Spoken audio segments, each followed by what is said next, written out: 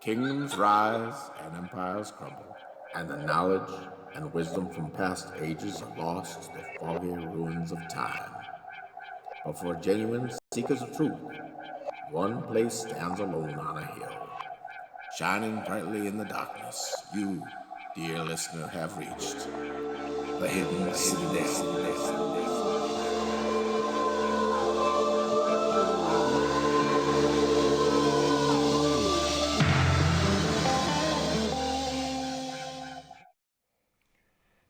Hey, welcome to the Hidden Citadel. You found us. I'm Willie Minix, and I'm with Greg Kemp, and we're going to talk about some weird stuff today. We were talking about music and different We're musicians. taking a break from talking about weird stuff to talk about Other weird stuff. Well, the question of the day is, is AI music demon inspired? No. I guess that's the question. And the answer is yes. So don't listen to it, and just go listen to the Brothers Graham and the Fantastic Flying Frogs. That's right. And you'll know that you're listening to real people. Yeah. You'll know the difference. The truth will set you free from AI. So there was a video that I sent you. I don't know if you got to watch it, but it was from End Times Productions, and he has a second video they just uploaded today. Yeah. Where he talks about some more of this information. He talked about that 53,000 songs a day are uploaded. And it makes a lot of sense. AI. I mean, totally does. But it's AI just not just in songs, but in everything. Like you can, like after a while, like just your basic, whatever you like to watch, reels or whatever, just like funny videos and stuff. It's all or just depictions of anybody. It's just like, I mean, how many of the cat, the infrared camera where the cat brings a different critter into the bed with the lady videos are there now? Or 50 million the of them. trampoline. Yeah, with all the animals jumping on it, or really the funny. Raccoons, or the dogs, or the lizard. Or I saw one with an leopard. alligator. A leopard busts into the backyard and almost takes the kid, and the dog saves them. Yep. Or I saw one where the little kid rode a kangaroo home, or one time the little kid rode a bear home. It's not even enjoyable. It's just because you're It's a fad. And that's the one thing that I think eventually I'm hoping that since it is such a fad that it will die the way all fads do. But mullets haven't totally died. And I've been praying for them to go away since the 80s. That's a good point. Yeah. Very good point. You never know. Yeah. I was standing in line at Academy Sports one day. I was buying some 45 rounds. And I'm just being patient. And there's a family in front of me. My wife is with me. And my wife looks down at the kid and says, "Nice mullet." And I was like, "Why would you say that?" It's like any kid brave enough to wear a mullet like that out in public ought to be complimented. And I said, while you're sitting there thinking nice mullet, I'm thinking, could I get away with pulling my pocket knife out and cutting the mullet off? Well, the worst in the mullets were the tails. Oh my gosh, the rat tails. The rat tail, when the rat tail was first going, it was kind of like, when it was kind of like a piggy thing. When it was Vanilla Ice, he was the first guy I ever saw with one, and it was impressive because it looked kind of like one of those Chinese guards from the Forbidden City with the big long braid or whatever. Yeah, and it's okay. Yeah, like a Nazarite. Yeah, sort of a thing. Hair vow that I'm kind of waiting for those to come back too. I'm like, man, it's like I don't know. It's like a myopic Hasidic look. Like I miss both. I don't have binocularity. Pull them all back and braided them. It's not binocular. It's monocular. Monachopsis, I think it's called. Man. Just like one in the middle. That's it. I don't think. I hope they don't come back. I don't know. There's so many fads, but I think AI is a fad.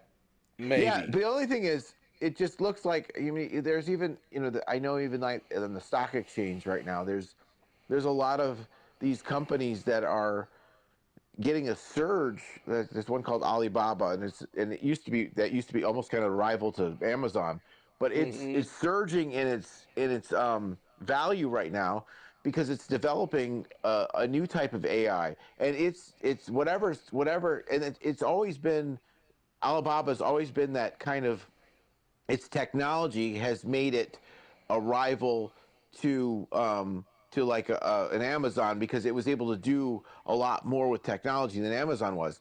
But then what happened was one of its owner of the company did something and got it, hand slapped, Oh, and wow. and then everything just dove, Oh, and it was man. in China, like he did something untoward with a, Yeah. I was gossip and all kinds of whatever it was, it and then, but that was its arm that was more like Amazon, but it was doing, at one point, doing more. It was like on a Black Friday two years ago, it did more business than Amazon at one point, like, Really? and because its technology, its ability to manage whatever it was, and I heard this from a guy that's one of the, he he was explaining it to me because he works with Chinese, uh not hedge funds, whatever, stocks and whatever they are.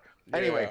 but I noticed that, I was reading this thing that one of the reasons that Alibaba is coming back is because they've got this technology for AI that's Oh. more refined than all the other ones. Well, One of the things that guy said, though, that was interesting, is he said, "Is it thinking for itself yet?" And he that's goes, "Maybe it's okay. not, but maybe it is." That's what he didn't conclude it, though. I want to go on record, and I've said this, I think it's in my book, Hard Rain. Hmm. Um, I have always believed that where it says they gave life to the image of the beast, Oh, that is a reference to a computer becoming self-aware, yeah. or self-conscious. I think a good example is in one of the versions of The Eye of the Beholder, the Twilight Zone episode where the girl has her face is covered up, and the doctors are like, "Oh, I don't know, this is your last chance at your surgery," Yeah. and they roll off the bandages, and she freaks out because she still is Normal. gorgeous and Yeah. doesn't look like a Like a weird pig. alien creature. Yeah, and she runs down the hall, and there's the dictator that's kind of like Hitler, or Mao Zedong, or Mm-hmm. whoever, Stalin, on the TV screen, Hmm. is sitting there saying how everybody must be there must be conformity, and everybody must be the same, and all this kind of stuff. In one of the episodes, and I don't know, they've redone this one so many times. Like, there was an 80s version, a 90s version, early 2000s, and a mid 2000s version. But I'm pretty sure in one of them, it turned out that the leader was not a real person, that he was a computer. Or I might be mixing that up with another episode of the Twilight Zone, because, but I'm pretty sure it was one of the newer episodes. Mm. But I think that's kind of what's going to happen. I think there's going to be, and I think I talk about it in the book, but I'm not really sure if, I don't think the Antichrist and the Beast are the same entity. Right. I feel Yeah. the same way. I can I've never thought they were, because I Well, thought, some people do. well, And how do they give each other? How do they almost have an y- exchange of something? Like, that's what I'm he gave saying. this the ability to, like, yeah, but how can you be? Well, this is what I think. Some people associate the beast, I do, with the false prophet. Hmm. And then other people associate the beast with the Antichrist, and then there's somebody else that's the false prophet. Hmm. And so, depending on who you think the beast is, Hmm. whether it's the Antichrist or the false prophet, Hmm. then that's kind of where that, because you still have that exchange, but you have a different character taking on that final role. Right. And so I kind of, in my thinking, the the beast is probably the Well, I can understand people who think that the beast is the Antichrist, because when they say it's the mark of the beast and it's the mark of the man, it's kind of like he's got the power to cause everything. But it's like, really, at that point, they're all working together to bring about the destruction of Yeah. mankind. So it almost doesn't matter. But I almost feel like it needs who to be he a is. triumvirate, like almost kind of the. I think that probably will be a triumvirate. It'll be the prophet, the Antichrist, beast, and the computer. And one the, is the image of the beast. And because you almost need to have something that's like overarching. You need to have the Christ. Then you have to have almost like the Ruach, the spirit kind of thing. Which, and that's what I think the computer comes in. This guy, I think I didn't agree with. There were some things I didn't agree with that this guy. There's a few things he said that I didn't agree with. But one of them is he was talking about the word for spirit was the same word for was it for breath or something like that, and it was like, and he said ruach, but that it would be more pneuma. Exactly. It's not. That's not. They're not the same at all. I was watching. Let me see if I can find it. There was a lot of things that he said, but then somebody else, it really is a different kind of a subject, but it kind of goes along with what you were saying about the Ruach. Oh, here we go. I found this it's like a little Christmas devotional. Yeah. And it popped up and it says, I don't know who this is, but it's like it's being shared around. It says, the story of Adam and Eve, but this one detail changes everything. Mm-hmm. In the beginning, Adam and Eve broke the one rule, and suddenly their eyes were opened. They realized they were naked, so they covered themselves in leaves and hid. God comes walking through the garden later in the day, not rushing, not raging, just walking. Where are you? He asks. Adam says, I was afraid because I was naked, so I hid. God replies with a question that still echoes. Who told you that? Yeah. Who told you that you were naked, that you had to hide yourself, to fix this yourself? Right after Adam and Eve screw up and sense disappointment, God does something unexpected. The Lord God made garments of skin for Adam and his wife and clothed them. Now this is where this kind of ties in with what we're talking about. Mm-hmm. The Hebrew word for garment is used here, kathoneth. It's only used a handful of times in Scripture, and this is the first time. Okay, so what have we just been told?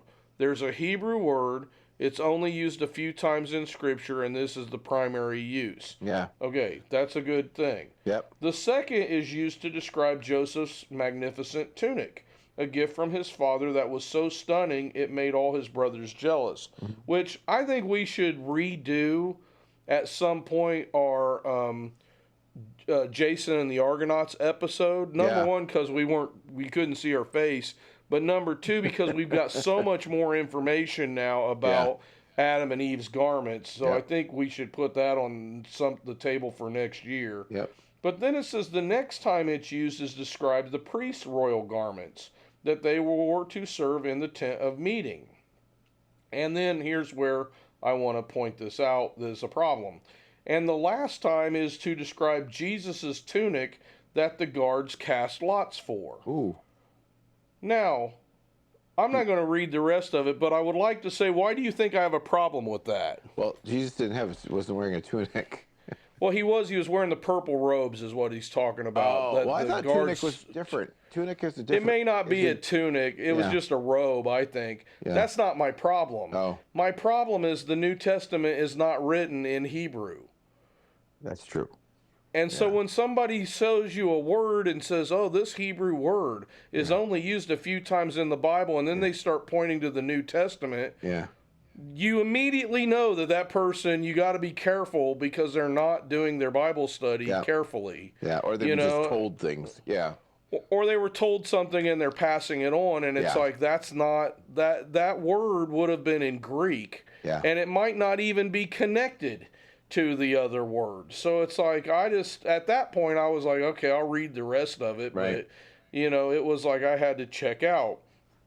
Some of the things this guy said were things that I was like, okay, he's making a connection between the occult and science and alchemy and spirits and all this kind of stuff as connected to music.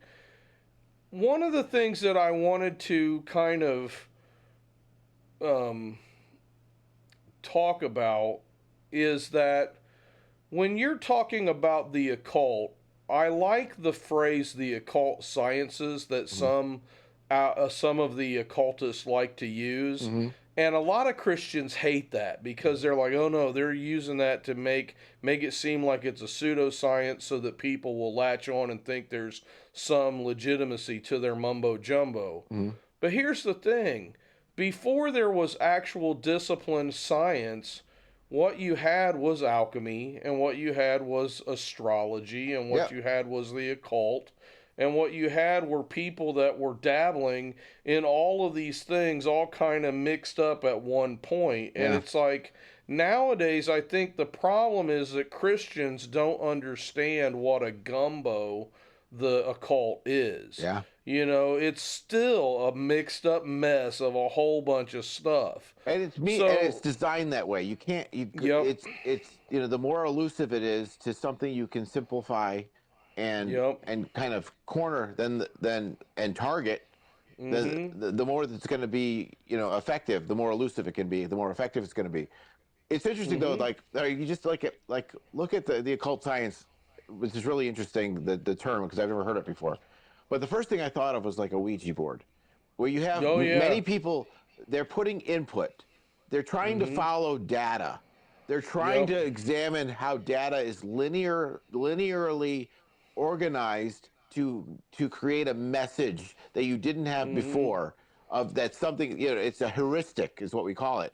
So it's like that's what you're, and so although it has a mysticism, and although it has a something you don't want to dabble in at all, it's the operations of it and the components of it are very much scientific. Well, let me give you an example. Let's say I go out in the woods and I know that somebody's got a really bad headache, and I find the sacred tree and I scrape the bark off of the sacred tree and I bring it back and I boil it up in a soup, and I sit there rocking back and forth and chanting, as the water is boiling, and then I pour the sacred, tea into the cup and I have the person drink it while I wave a stick over them. Does that change the fact that aspirina is found in willow bark? No. And that I've just made aspirin soup for somebody to drink? No. It does not change it, but I would pay to see a video of all of this. You would like to see that? But that's where, I think that in the past, the shamans and some of the occultists and stuff, they have added a level of, I don't want to say mumbo jumbo, because I think that's kind of demoralizing what they think they're doing. Mumbo jumbo is an onomatopoeia for when someone. Well, it is. It's when somebody is murmuring something that was supposed to be an incantation, and all it sounded like that's where that comes from. That's where that came from. Okay. But anyway, my point is, I don't want to disparage somebody that thinks, oh, well, there's something spiritual to this, because there can be something spiritual that attaches to this. And that's why we've talked in the past about how witch doctors in other third world countries, they are manifesting oftentimes something demonic. But my point is, you can extract from the pseudoscience maybe the science sometimes. Absolutely. And so he goes on to talk about binaural beats, and I don't know anything really about, I don't even know if I'm pronouncing it right. And but there's not a whole lot of data on that yet. It's not even data. It's you're not really looking in the neurological, the actual legitimate neurological community or journals or anything like that. Well, it sounds like the University of Texas at Austin is starting to do research on it. But there's but they haven't done enough research yet. The research has been going on a lot of it over the years. I mean, I think for years now. But as far as what he just, when you have a term like that, but it's not something that you're that is that you're really going to find. Like if I call some neurologist right now and say, "What do you?" Now there's neurologists. These are people who have the degree. If I say, Right. "What do you think about this?" They're probably going to be like, almost, like in the same way pop psych stuff is said to me. Like it's Exactly. just kind of all right. It can be used. It can be functional, but it's not a real term that Right. that we depend on. Well, the other It's thing kind of a too, color. It's kind of like the a synonym. Yeah. yes, the other thing that people really need to keep in mind is, let's just take your profession. Mm-hmm.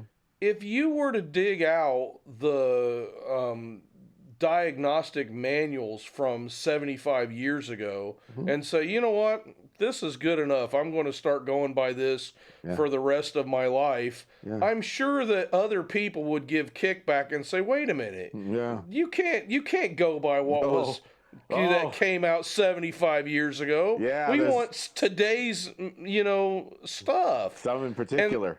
There's a couple yeah, in particular that you exactly. can't use. That would. You can't use it anymore. Yeah. Yeah. And so my whole thing is, the thing that I'm trying to impress upon the audience Mm-hmm.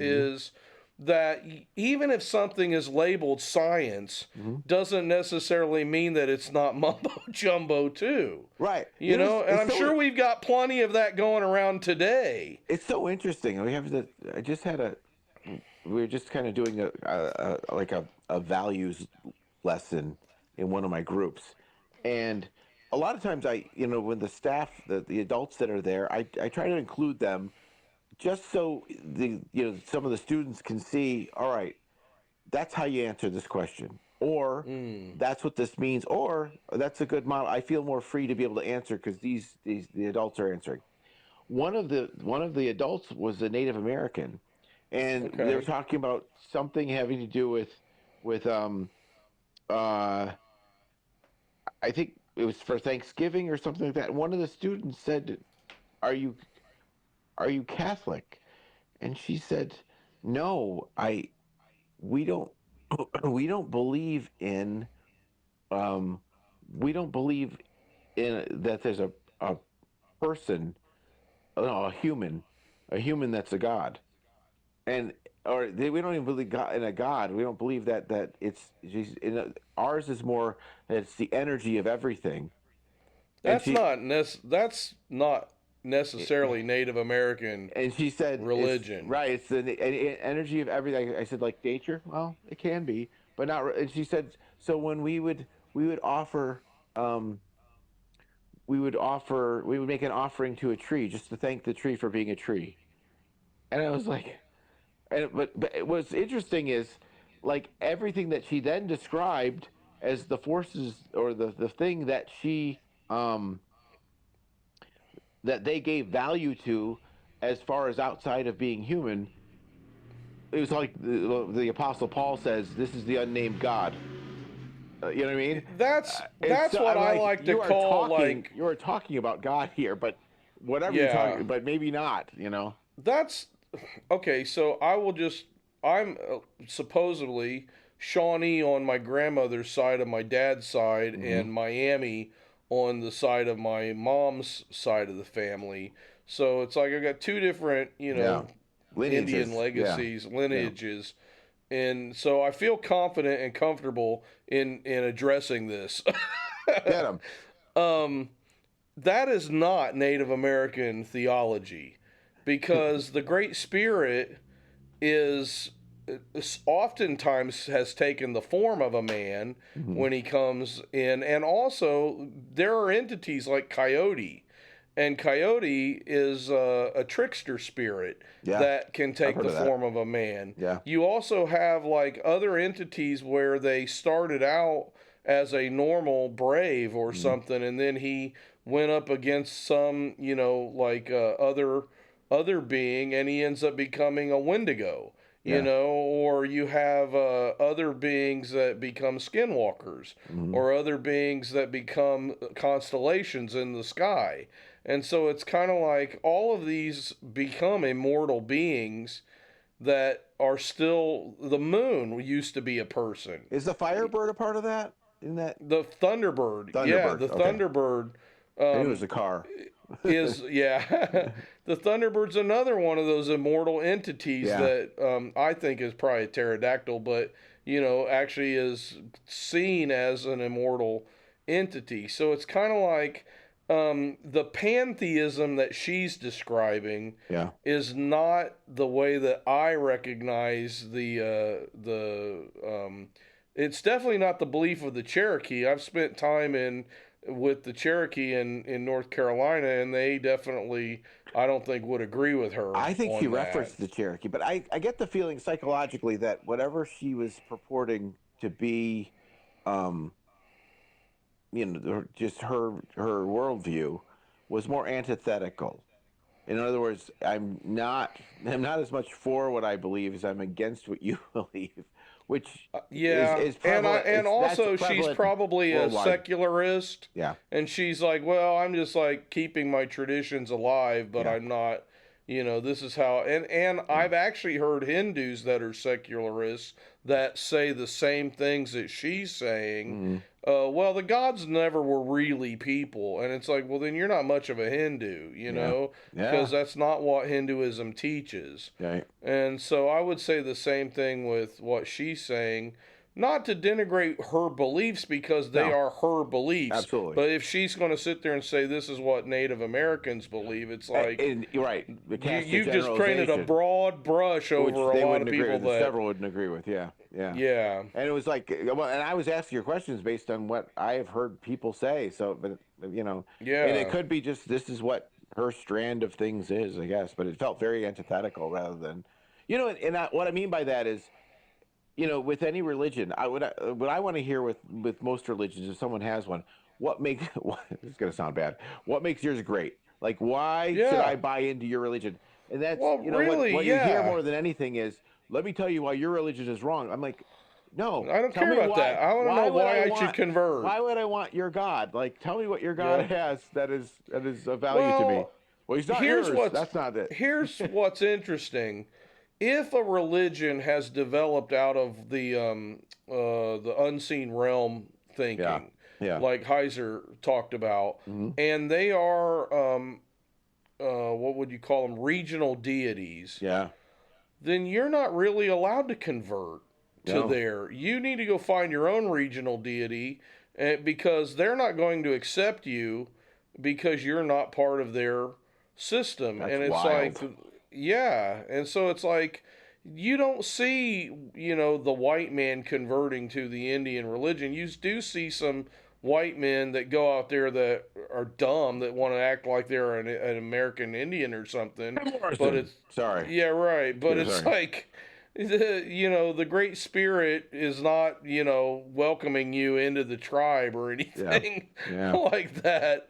It's like that's just not the way that it works, because those territorial deities that do govern certain territories, they're taking care of their own people, So it's like, I mean, and there may be some where you could marry into it or whatever. I don't know, but I'm saying just in general, the beings that are in the divine council that were scattered to the nations are territorial, and they don't necessarily want you crossing over into their territory. That makes sense. And it was the same thing when you get back to the history of the American Indian. The Crow didn't want to, have the Apache coming into their territory. Yeah. And vice versa. And, yes. Because they all had their own deities that, were minor deities underneath the Great Spirit, and it gave them their territory. That's really interesting. I mean, that's so well defined. About the unseen realm and the regional deities. I mean that's easier to understand almost than Europe. I agree. Exactly. Wow. That makes it like very like that's painting by number rather than Monet. Well, and to get that back to our music thing, it does make you wonder. Okay, is it possible at some point that an algorithm like the AI can become sentient or can become possessed. And I think a lot of people are asking, well, what about robots? Is it possible for a robot, for a demon to enter into a robot at some point, or a cyborg or some kind of a clone, There was the Ninjas Are Butterflies guys said that they read, somebody did asked something, how would you take over the world? Did you hear about this? And I think so. They said, and they gave this whole kind plan. of sequence in this plan, and it started with common household objects that have whatever it is to them. They have accessibility in a way that other objects don't, and it was like a Roomba. The Roomba. Oh, there you go. And because it had access, it was able to kind of navigate, and because it had the almost like the intrinsic access, that it was able to, it moved, it found a barrier, it kept moving around. It kind of had a problem solvingness to it. Because of that, they were able to take the Roomba and start working from the inside of the houses, and then it would get the cameras, all the satellites and all of it, and then but it started with the Roomba. But it's interesting that came up with the plan that way, that it was taking something that had a basic problem solving ability like a Roomba, and then worked it into something more advanced, working larger. Yeah, that's crazy. Well, the part that another thing with the thing that I didn't agree with the guy about is that he's almost saying that overtones are evil, and overtones are not evil. I mean, the overtones are part. In fact, I would say the overtones, there's a beauty of creation. Well, you can't make a chord without overtones. Yeah. And that's the whole thing. Like, he was making some comments that I'm like, yeah, you're obviously not a musician because you don't really know what you're talking about. Or even that there's a Mozartian, I'll call it Mozartian, but a Mozart-based thinking that in there's some intricacies in music that you have an understanding that's at the primary level and even the secondary level, but you have a tertiary level that means that you're perceiving and experiencing the music in a way that's above the other two levels, and it has to, and that's not demonic. It has to do with more appreciation. I mean, the more that one of the things we know about God with creation is the more that you examine the heavens, the more that you find Him. The more that you examine and that's what I thought was, but blew me away when they were doing the geography and they were showing the geometric patterns that came out with the different frequencies. And it was almost like I think his point was there's a mathematic property of music that most people miss just listening to it. And again, I do like at the end that he was like, listen, I'm not a musician. I'm just throwing ideas out there. Yeah. So it's like, I can cut the guy some slack, for that. And it's like, okay, that he's not trying to state that all music is demonic. But one of the things that I'd like to talk about too is the whole selling their souls. I went and I've plugged Joe Schimmel on our show. I really love Joe Schimmel. I met him. He's a great guy. Yeah. But they sold their souls for rock and roll thing. Yeah. It's like a lot of that's fake. Yeah. A lot of that's PR. That's just like Kiss. It's like, you look at those guys, they never stopped. Well, one of them, Stanley, right before he died. Yeah. Or was it not Ralph Stanley? Who's the Stanley from Kiss? Well, it's Paul Stanley, but it was Paul Stanley. Paul Stanley's still alive. Ace Frehley. Right before he died, he said one of his goals was he wanted to draw closer to God, and that he grew up in a very religious Protestant, evangelical household. Even what's his name? Alice Cooper. Well, Alice Cooper's another one, but I'm talking about the lead singer of Kiss. Gene Simmons? Gene Simmons. He used to tease people. Oh, yeah, he's a Satanist and all that. Yeah. And then later he's like, I never stopped being Jewish. Yeah. He was like, all that stuff was just crap to stir up, it was merchandising. Controversy in the and so that people would go buy T-shirts. Yep. you know? And so it's He's like, master. now, Yeah. is it a good idea to go around and tell everybody that you're a Satanist or you sold your soul to the devil? No, that's really, really stupid.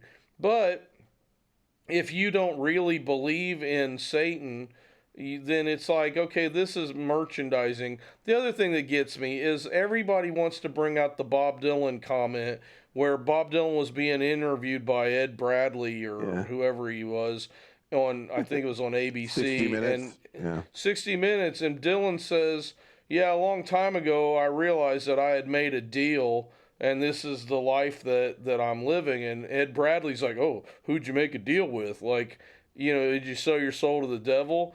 And Dylan looks at him, he says, well, I made a deal with the king of this world and of the kingdom to come. Mm-hmm. And it's like, well, who is the king of this world and the kingdom to come? Yeah. We all know, and even they know, the Luciferians know, that Satan is not the king of the kingdom to come. You know, and Bob Dylan has written some of the most beautiful Christian music. Right, yeah. And every time they ask Bob Dylan, what is your favorite song? He always says it's that you ever wrote. He says it's In the Garden. And In the Garden was when they came for him in the garden, did they know? And it's, did they know that he was the Son of God? Did they know he was the Lord? You know, did they hear when he told Peter, Peter, put up your sword? And it's like, that's Bob Dylan. He wrote that, you know, and that's his favorite song. Peter, and it's like, I'm sorry. Yeah, he's not somebody who sold his soul to Satan. No, wow, but and it just, you know, it makes it sound like there's some sort of formula, like, you know, there's some sort of, like, our contract, there's some, it's very human, what you're describing. And really, you know, when Judas gets overtaken by Lucifer, it wasn't like Judas said, all right. Yeah, here, let me sign on the dotted line. I love it in Crossroads. And he goes, you looking for me, Willie Brown? Been a long time, hasn't it, Willie? He's like, yes, it has. Seems to me you were about 18 when we met on these here crossroads. What can I do? What can I do for you, Willie Brown? He goes, I comes to tell you the deal's off.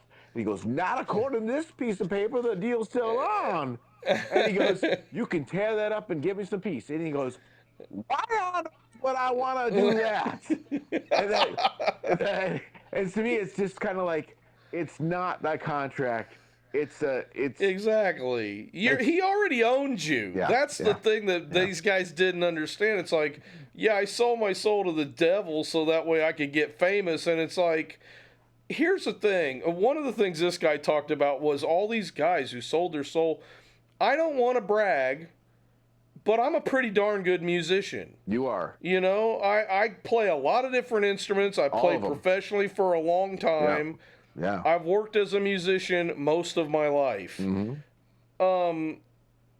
It's not about getting the special magical musical ability from the devil. No. It's really about the people that get famous. It's way more than musical ability, because I can point to a million musicians out there who suck, that they're not really musically gifted at all. I'm going to throw her name out there, Taylor Swift. The woman writes the same song over and over and over again with the same 3 or 4 chords. Yeah. And it's like, she's not the most gifted musician or songwriter that I've ever seen. She's not Mozart, you know, but there's something about and she's not even the prettiest girl out there. It's just, there's something about marketing that has worked well for her. Who knows? Alberino is the prettiest girl. Timothy Alberino is the prettiest. Willie said that in another episode. He's too handsome for his own good. It's not just hair. I just got his book in too. I got Birthright that just came in the mail today. It's so funny. I'm looking forward to it. It's funny too, because like Alberino, he dedicates the book to his sons. Yeah. And he's got 5 sons, and their names are hilarious. It's like, let me find it. Arizon, Ardo Blaze, wow, Avin Drake, Attilio, and Axel. And I'm like, man, those are some names, man. I'm telling you. It's like, and they're all A. What was their armor class? Like, what was their? Yeah, that's what I'm thinking. What level orc could they beat? That's what I'm wondering. I really like Timothy Alberino, but I went and made the new when I changed up his thing. I put at the Alberino episode, being handsome for Jesus. Well, the one thing that I agreed with the guy about that is that, well, first of all, it's like in the garden, who told you that? It's that, or let there be light, that it was sound and speaking things is one of the most powerful things. Even in the beginning was the word.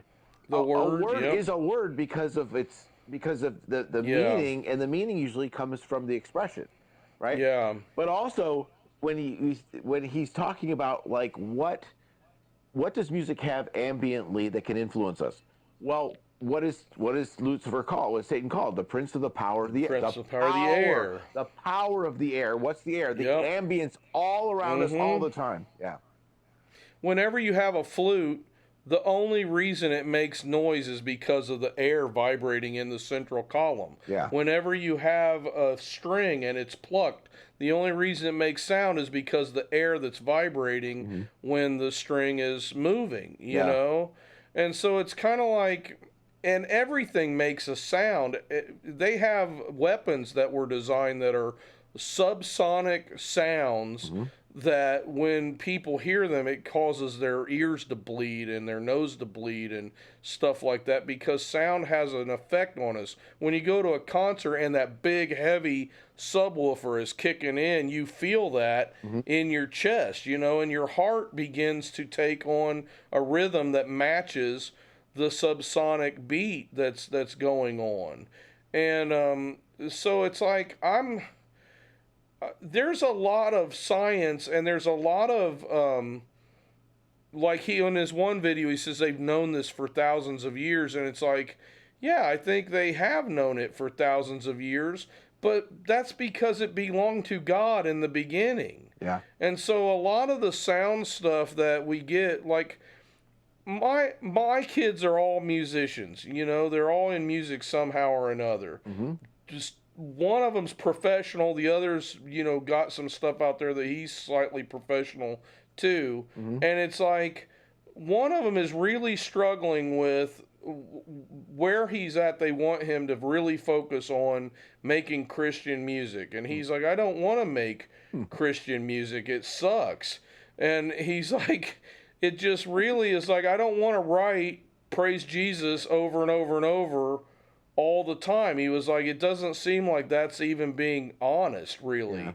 He's like, and I told him, I said, listen, to be a Christian artist is different than being a contemporary Christian musician or contemporary Christian artist. Look at Van Morrison. Well, look at Bach. Bach, it says I-N-J at the end of all his pieces, which is in the name of Jesus, which you can't get any more Christian than that.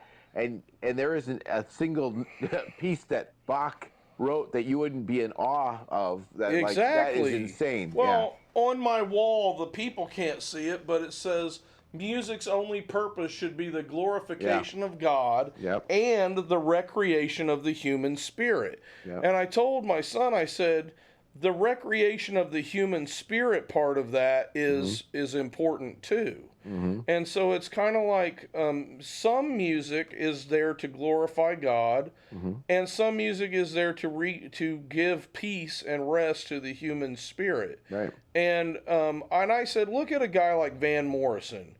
Van Morrison became a Christian, and he didn't stop writing love songs to his wife.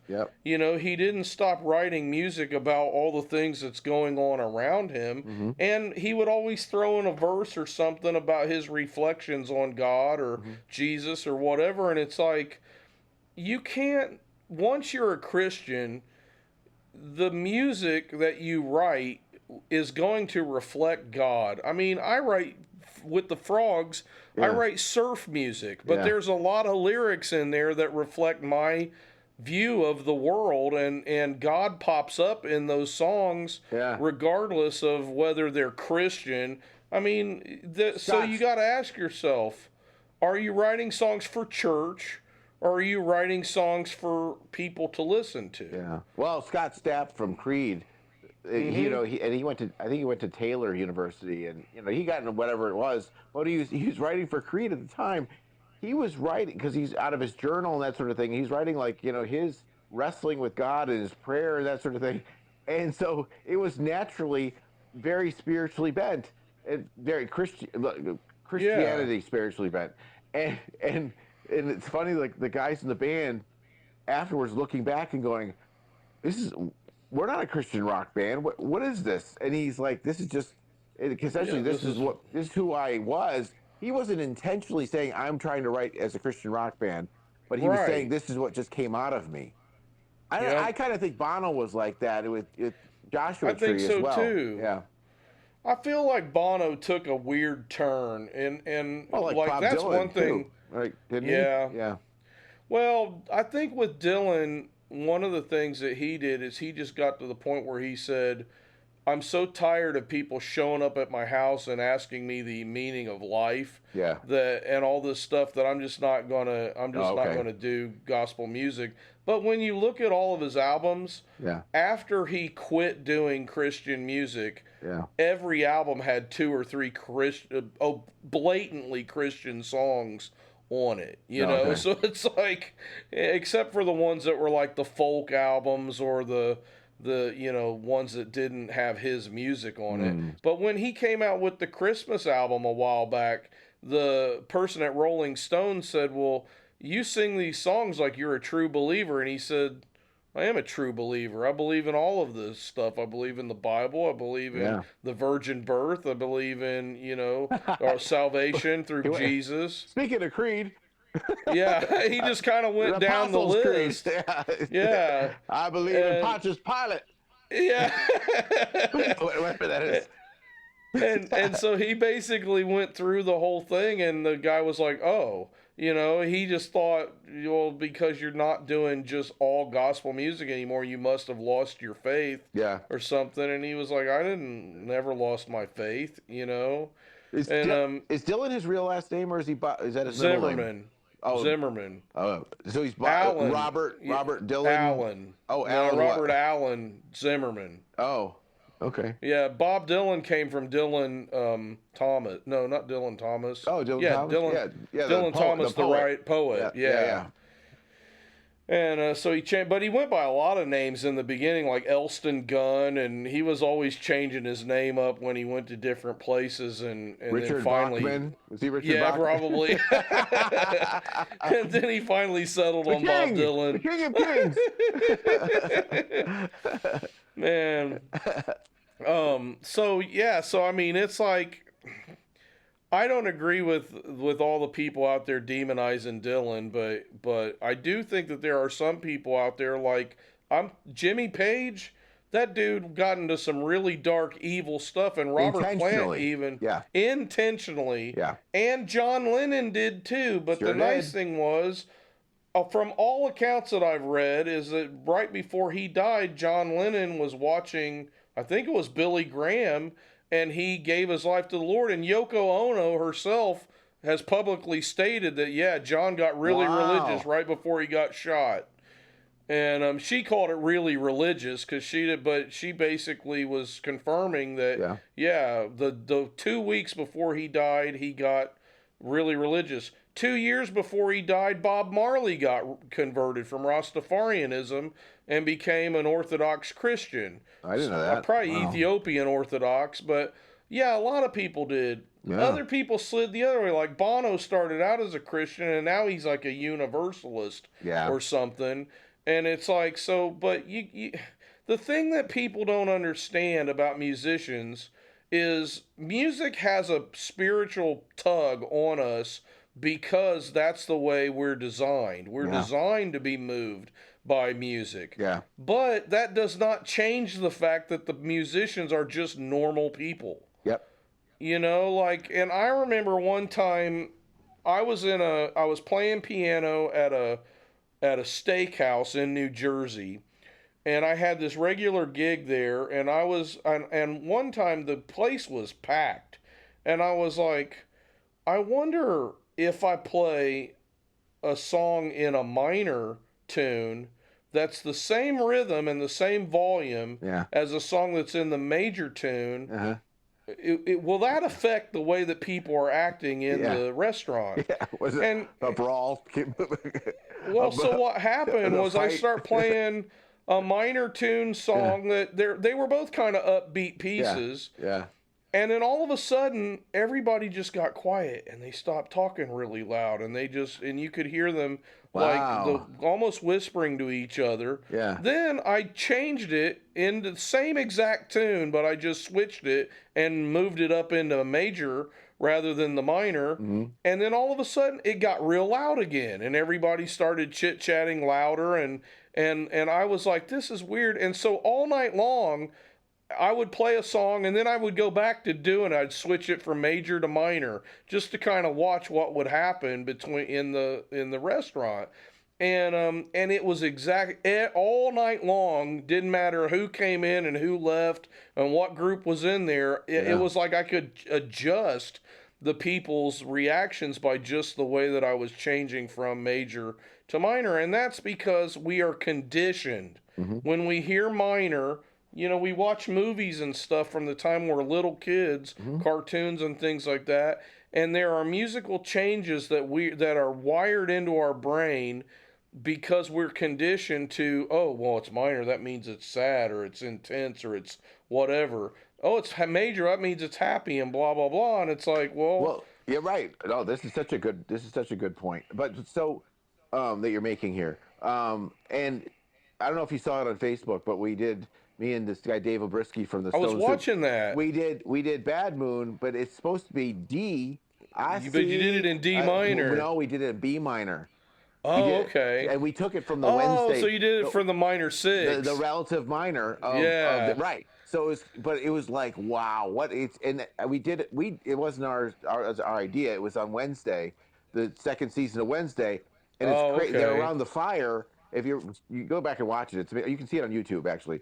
They're on the fire, and there's one kid singing, and Catherine Zeta-Jones is singing harmony on it, and it is awesome. It is so. Oh, that's cool. So that's the first thing. It's kind of to your point that I see is one thing, but I see a bad. Whoa! It just you're right. Cool. It just changes the mood.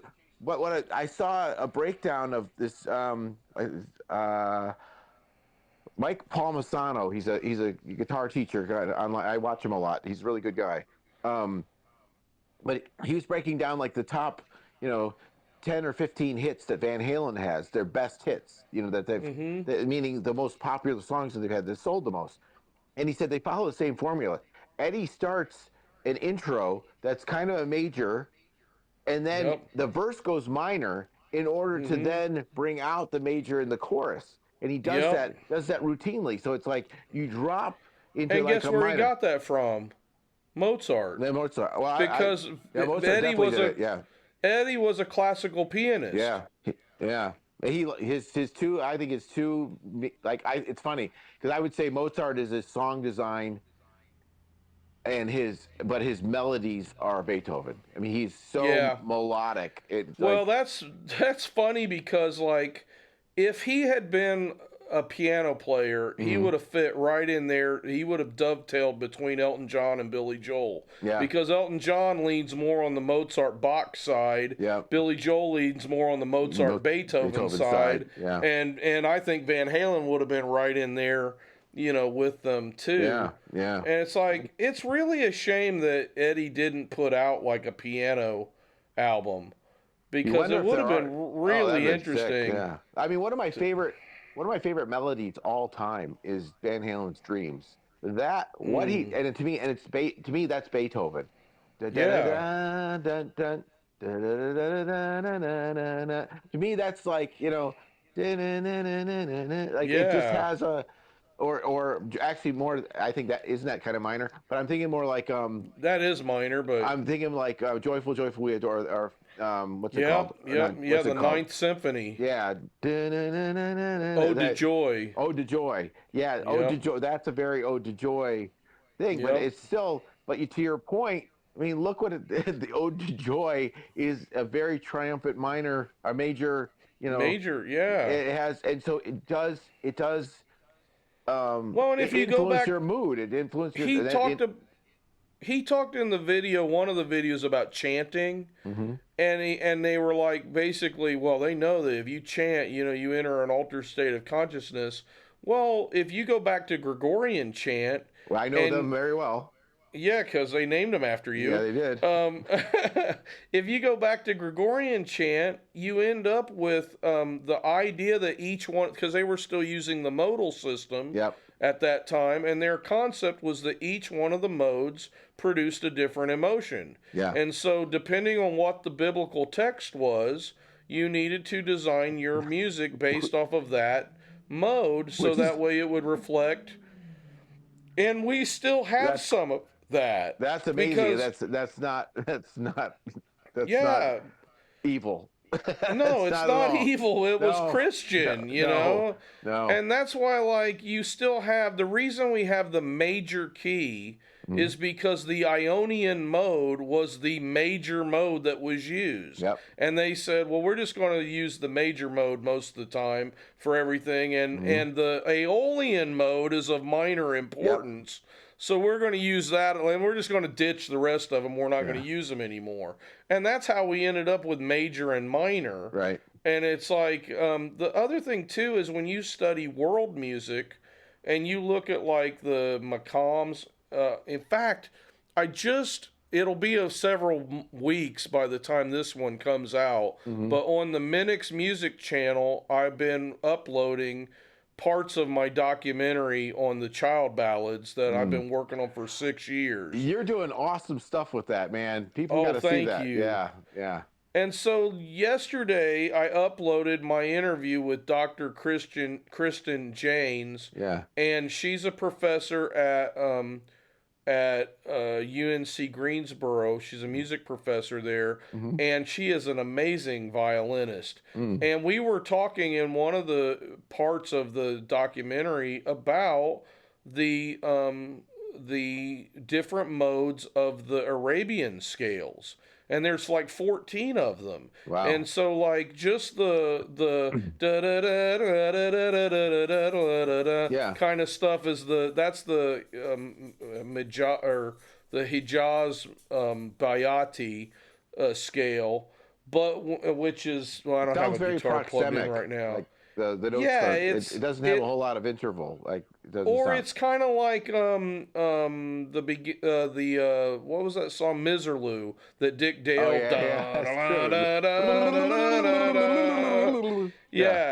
that's that scale, okay? And you can actually adjust it. You can adjust that scale into one of the other Hijazes as well. Yeah. But anyway, my point is there are 14 of these, and it's like if you're playing them, and you come into it, you might be like, oh my gosh, that sounds demonic, because it's not something you're used to listening to. If you write a piece in Locrian, you're going to be like, oh, that sounds really, really bad. But here's the thing. The Locrian, the Dorian, the Phrygian, nobody really wrote a lot in Locrian because it was ugly. But all of the scales had something.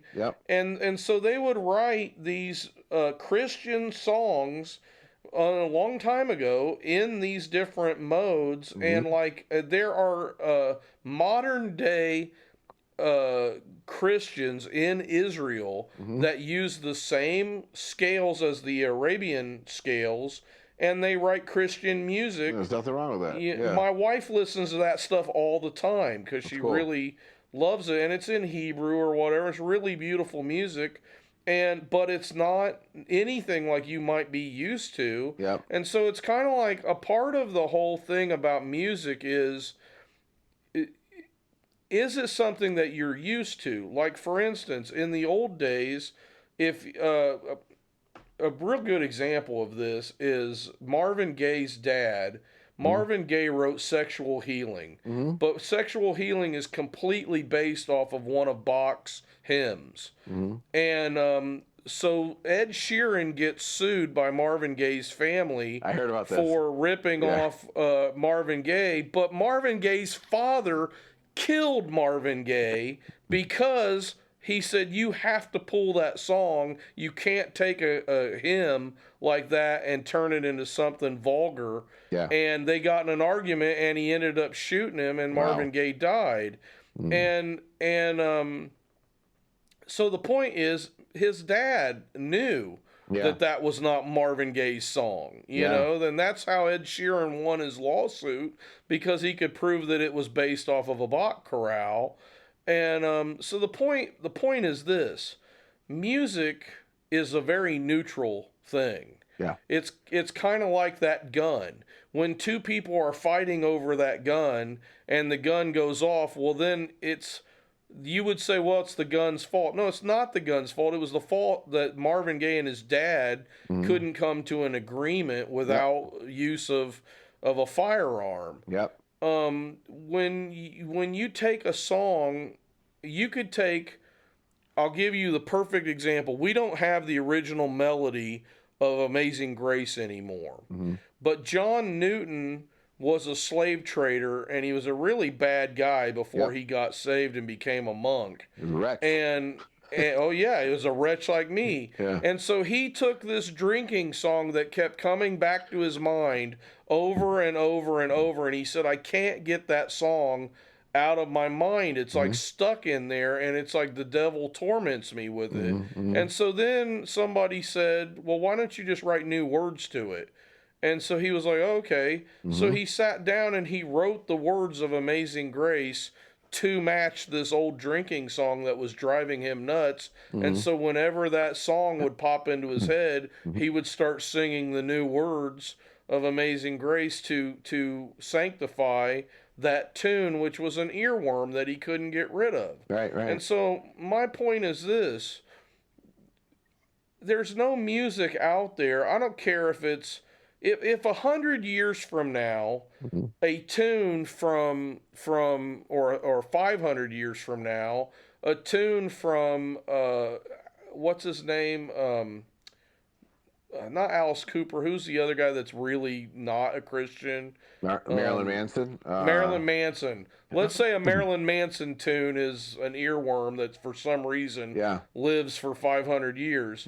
Well, some Christian down the road, when that's the mode of music and it's real popular to be grungy and weird like that, might rewrite that to give it gospel lyrics or something, you know? It's like... I know, but there's one... So I was playing a revved up version of Old Rugged Cross. I was trying to take it out of 3/4, you know, get into 4/4. And get into 4/4. And so I was like, ding, on a hill far away stood an old rugged. So I'm kind of syncopating it, right? But I was like, what does it sound like? And I got to the chord, and as I'm going through it, I was like, you know what, this could use like almost some background vocals. On a hill, far away, stood an old, which is Sympathy for the Devil. Which that's all. Which does not work with Old Rugged Cross. That's funny. So I was like, I don't think we can do that. Well, it trumps it. Yeah, it does. One time we were playing Go Tell It on the Mountain, and I played my harmonica with it, and this old lady got up, and she was like, after I was done, she's like, that is not worship, and storms out of the church. And I was like, you don't know what was in our heart, you know, the band. We were enjoying it, you know. And it's like, I've dealt with so much negativity from people in church about what is worship and what's not. It may not be worship, but it was praise. Yeah. You know, and it's like, so what? There's a place for all of it, and it's like, I don't know. Whenever stuff like this comes up, and people are talking about the different weird technologies and all that stuff, I kind of look at it this way.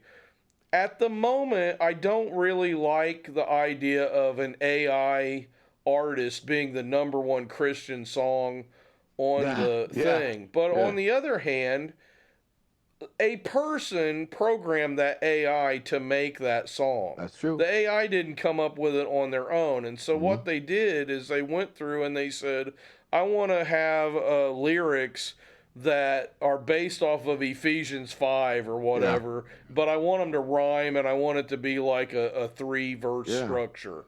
So the AI comes up with that because this person's obviously not a poet. And then they said, okay, I want to make a song that matches these lyrics. And so then the AI came up with that. And it's like, it's kind of, to me, kind of like Photoshop. And I know we use a lot of AI art, and I have actually gotten some criticism of like, you know, you're putting a real artist out of work. And it's like, no, I'm not, because I couldn't have afforded to pay those guys anyway. You know, so it's like, to me, it's like this is an extension of my art, and it's like I've been a painter for a long time, and you've known that about me, and I draw and all this kind of stuff. And then I use Photoshop a lot. Well, to me, an AI is kind of like an advanced version of Photoshop. And so a lot of times I'll take the AI art, I'll bring it back into Photoshop, and then I'll edit it because AI never gets it right anyway. And so if I use a lasso tool, if I use a lasso tool to circle a flying camel, you know, and I'm like, that makes no sense, and I circle it, and then I use Photoshop's content aware fill, and it looks at all the pixels around it, and then it puts it in there, and it basically erases the camel. Well, that's basically AI art too.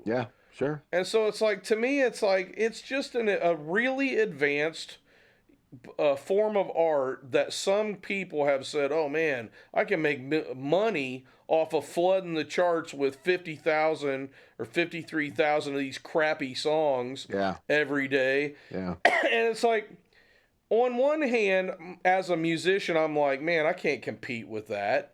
You know, and it's like, why should I even bother? Why should I bother making music? But on the other hand, that AI is not going to make the music that I make.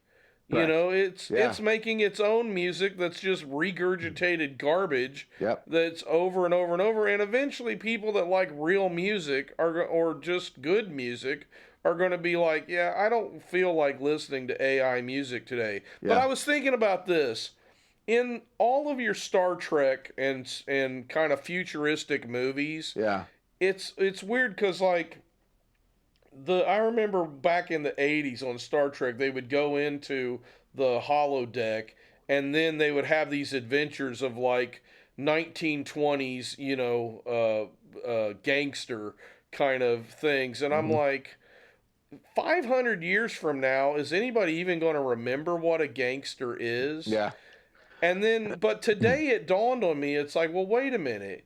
If AI music and AI art become the thing, and there's, and it can't adapt and it can't grow and it can't learn anything new once the programmers that program it die off, it will eventually stagnate. And it will eventually just keep regurgitating the same stuff over and over and over. So if 500 years of that goes on, then it's like, well, of course the people in Star Trek would go into the holodeck and want an adventure in the 1920s because nothing new has been invented over the course of 500 years.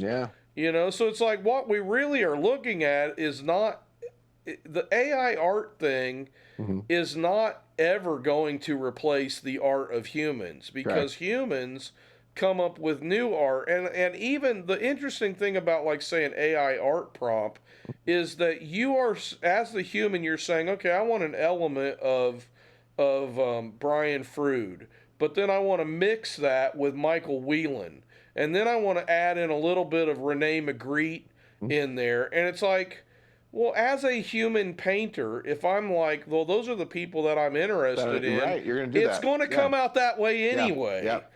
As I get good at it. And so it's like, but the AI can do it in 5 seconds, whereas it would take me 30 years to be able to add those elements together. So to me, it's kind of like, it's not taking away I mean, the argument could be made that, yeah, it is taking away people's jobs because people are just like, well, it's cheaper and easier to just use this. Yeah. But it's not going to kill art. And I Yeah. think that's one of the arguments people are making. And I don't necessarily think that it's going to be demonic necessarily unless the person behind it is making it demonic, Right. until the Antichrist comes and it becomes the beast and it kills us all. I don't know. I don't even know what kind of pedal could even be the topic for today. I don't know. I always feel like the binaural beat pedal. I thought the same thing. That's the word I had in my head too. The binaural beat. Like, so you got, it's obviously stereo, and as you're playing it, it's sending one frequency out, one stereo plug, and then it sends a different frequency out the other one, and so basically it's just a chorus pedal. Yeah. And then maybe a Gregorian chant in there too. Oh, a Gregorian chant pedal. That would be fun. Yeah. I have a Gregorian chant setting on my TC Helicon Voice Live, and so it's like when I sing, it'll make it sound like Gregorian, monks or something behind it. But I mean, I would think that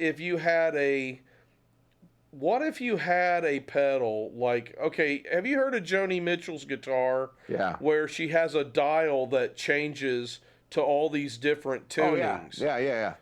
What if you had a pedal that, and maybe we pitched this idea before, but what if you had a pedal that was like that you could plug any old guitar into it, and then you could go through different modes or different tunings or whatever, and then it would come out the other side being like in Dadgad or in Open D or D minor tuning or something like that. That would be cool. Yeah. Because you could have lots of different tunings built into the pedal, and then you could put it at the front of your chain, and then whenever you were like, okay, I need to play this next song in Mountain Modal or something, you click it, and then all of a sudden there you are. Mountain Modal. Oh, that's a banjo tuning. Those Mountain Modal. That's actually a banjo tuning that the cuckoo bird is played in. I had an Alabama song in my head. Grandma. I don't know. What do you think about that? Josh, come on. That would be a good pedal. Let's go, man. And people would buy that one. So I think that's a good one. Well, we have our own stuff that people should buy. That's true. We have I got a new mouse and it's misbehaving. There we go. we have our books. So we have what do we got? Hard Rain that you talked about. We have we got Hard Rain. We have Ren Fair Magic. That's true. Parable of the Talons. Parafables. Encyclopedia Weird Crap. Volume 1. All the Mandolin Dead Man's tuning books are out there. Here's a cool thing about the Mandolin Dead Man's tuning books. There's a lot of songs, and they all have chord charts. So even if you don't play the mandolin, if you're interested in the topic, like one of them is pirate songs, one of them is old hymns, one of them is Christmas music. That's cool. But they're like historical, pirate songs, historical Christmas music, more historical hymns. There's the English, Scottish, and Irish ballads.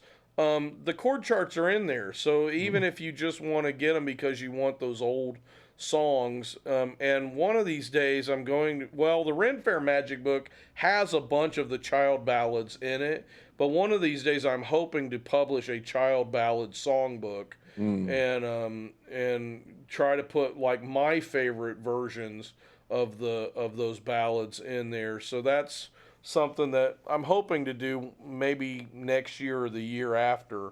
But yeah, I'm kind of if you go to my Minix music channel, you'll realize I'm a little obsessed with the child ballads.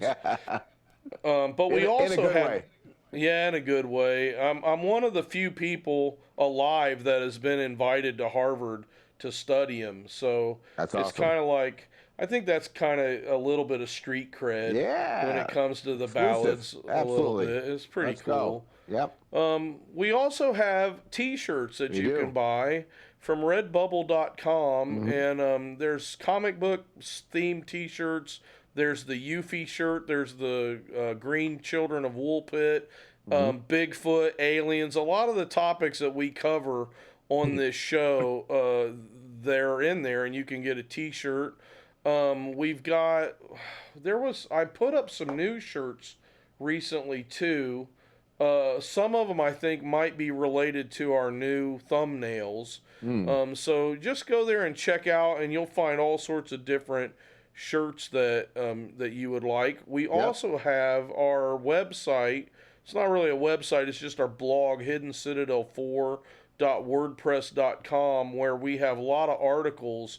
And I've recently gone and finished several of the articles that I've just kind of had as drafts. Yeah. And I've got about 9 more to go, and then I'll have all of my backlog of awesome stuff kind of out there. There's a big section on articles related to Nimrod and the Tower of Babel, and some of our thinking about how that affected the whole trajectory of history. And I think that if you want to dig into our stuff, that would be a good place to start. I also have a lot of articles critiquing Calvinism. Somebody was asking me recently about, some information. I'm like, oh yeah, just go read that article, because somebody wanted to know about the Gnostic connections. And I'm like, yeah, there are a lot of Gnostic connections and nobody wants to even talk about. Right. And we wrote about them, and so you can go check that out. And you can follow us on YouTube, on Instagram, on Facebook. Yeah, and listen, a lot of people like our shorts.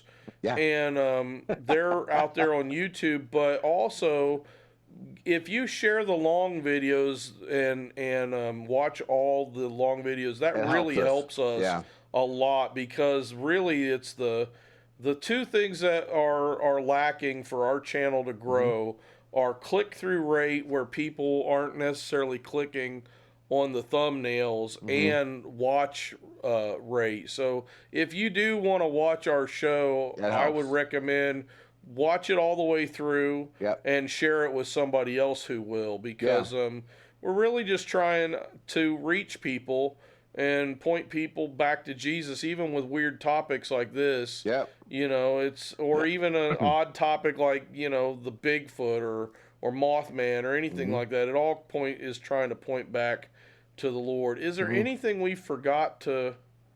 We got your Flying Frogs and the Fantastic Graham. Flying Frogs, the Brothers Graham. They're on Apple Music. They're on Spotify. They're on all those that kind of thing.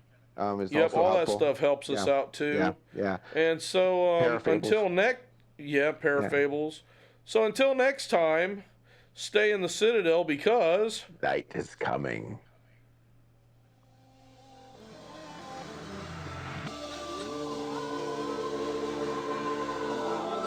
The watchman replies, morning is coming, but night will soon return.